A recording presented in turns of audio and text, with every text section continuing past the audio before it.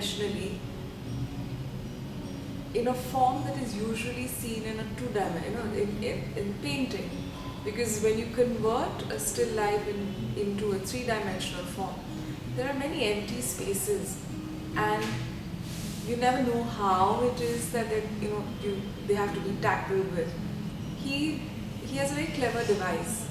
He gives it a border which kind of holds it on the horizontal axis.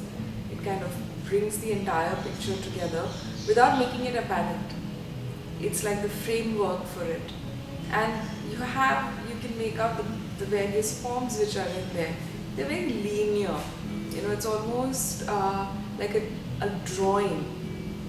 And at the same time, he manages to kind of hold it all together on the vertical axis by creating these very thin lines, almost foam-like. They're very transparent. They're very fragile.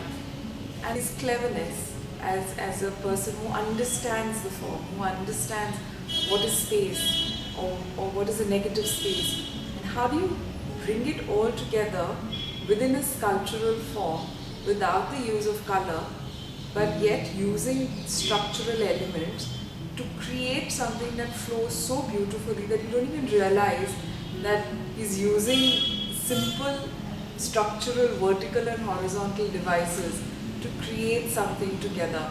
And that, I think, is his success, where he moves beyond the form, he moves beyond the limitations of that particular medium, which is sculpture. Because by and large, when you see a sculpture, especially which is treated so frontally, it will be a relief. It will have a solid background.